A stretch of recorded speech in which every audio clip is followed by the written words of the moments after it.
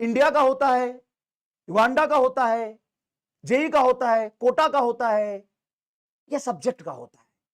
Subject का होता है। सब्जेक्ट समझ आना चाहिए, सब्जेक्ट को फील दिलाना चाहिए, विजुअलाइज कराना चाहिए, दिखना चाहिए, कैलकुलेशन होना चाहिए, सवाल होना चाहिए। किस चीज का होता है टीचर? टीचर सब्जेक्ट का होता है। उसको रहने दो, ठीक है ना, उसको रहने दो, ठीक है। तो बहुत सारे लोग मेरे से पूछ रहे थे, इसलिए मैंने आपको बता दिया कि टीचर क्या होता है, सब्जेक्ट क्या होता है। चलिए अब हम बात करते हैं फिजिक्स के बारे में। फिजिक्स के बारे में कि फिजिक्स किस चीज पर चलती है। तो फिजिक्स बेटा 5P पर चलती है। P से फिजिक्स और 5P पर फिजिक्स चलती है।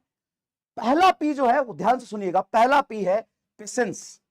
आप जब तक पेशेंस नहीं रखेंगे, होता क्या है बेटा, बुरा मत मानना, लेकिन हम थोड़ा ना इमोशनल होते हैं।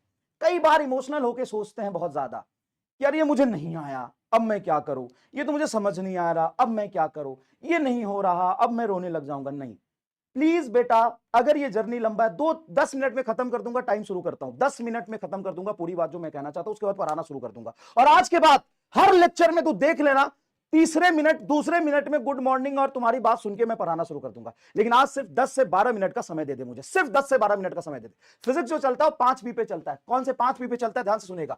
पेशेंस से कंसेप्ट सीखो, कंसेप्ट सीखो, पेशेंट से कंसेप्ट सीखो, बहुत पेशेंटली सुनो, टीचर की बात छोड़ो मत, स्किप मत करो, पूरा ध्यान से पहले कंसेप्ट सीखो। सर पहला P तो समझ में आ गया। सर दूसरा P, पेन यूज करो, पेन यूज करो। बच्चा कहता है कि सर ये तो समझ आ गया, मास्टर आगे बढ़ रहे, अरे मजा आ गया, मजा आज आ गया, कल भूल जाइबे। तो पूरा उसको ध्यान से पहले सीखो, समझो, विजुअलाइज करो और उसको लिखो, नोट्स बनाओ। क्लास में मैं ब्लैंक पीपीटी पे लिख लिख के पढ़ाऊंगा, उसका नोट्स बनाओ, पेन यूज करो, नोट्स बनाओ, कैलकुलेशन करो, कैलकुलेशन करो, आधा कैलकुलेशन करके मत छोड़ो। तो ठीक है, कहां अब तीसरा P, पेपर पे करो। कहां करोगे, पेपर पे करो। P for physics, P for patience से कंसेप्ट समझो, P फॉर पेन यूज करो, पेपर पे रगड़ो, रफ पेज पे। पूरी थ्योरी क्लास खत्म होने के बाद रफ पेज पर लिख लिख के एक्टिव रिकॉल करो।